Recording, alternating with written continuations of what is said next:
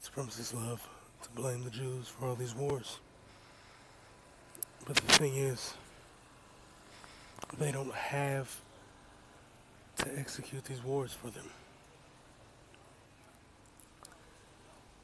We all know that Bibi wrote up a document in his book talking about the countries we need to attack, and except for Cuba, they all line up to the countries that we're attacking right now.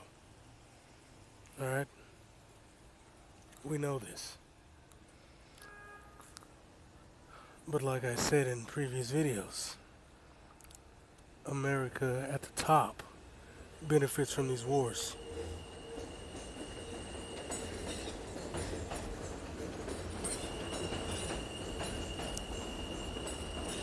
They benefit a lot.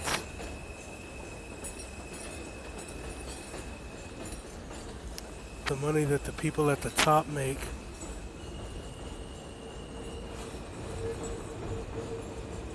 is exponential.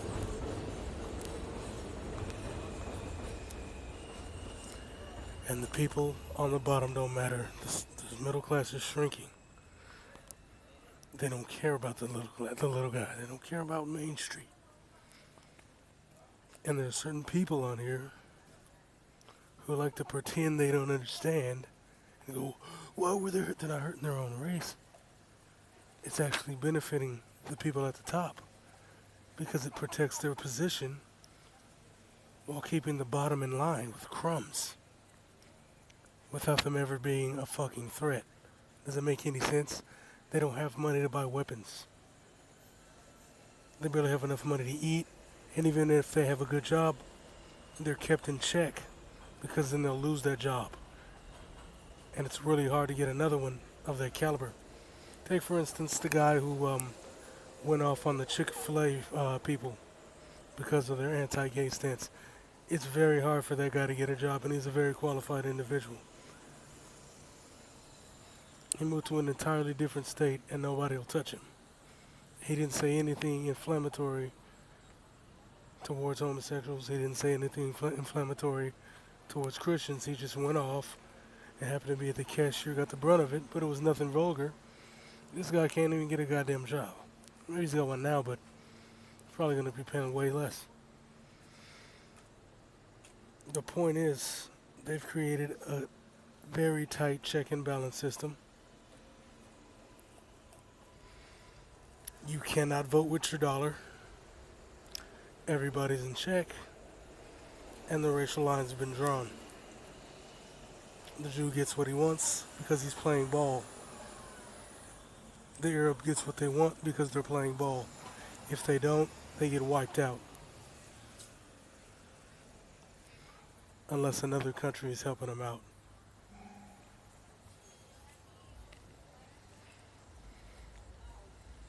Now, at the end of the day,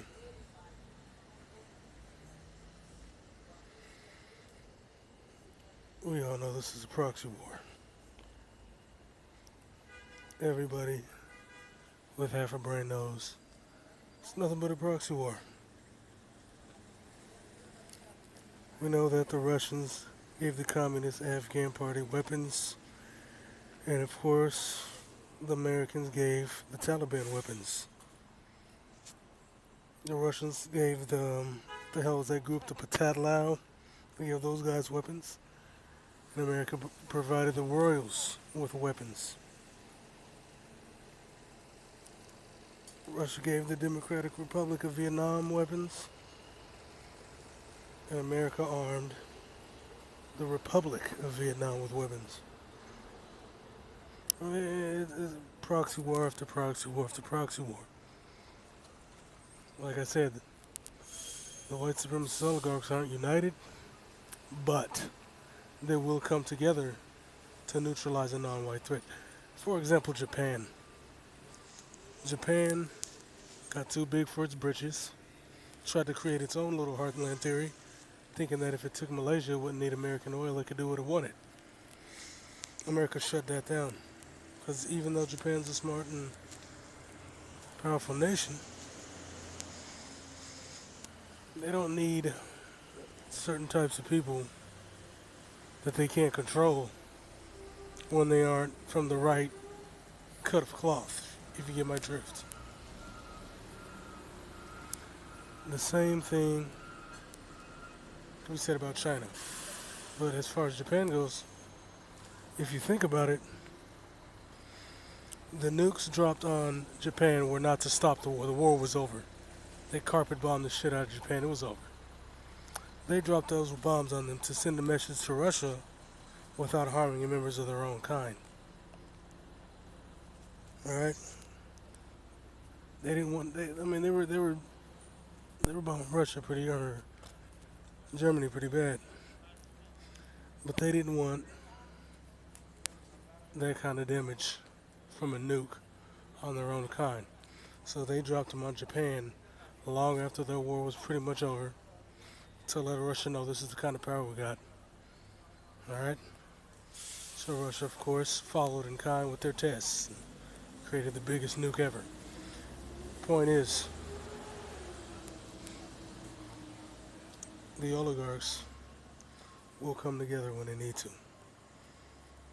Now, like I said, they'll play other groups against each other, but none of that ever gets in the way of the hegemony of the white race. Never. Never, not even once.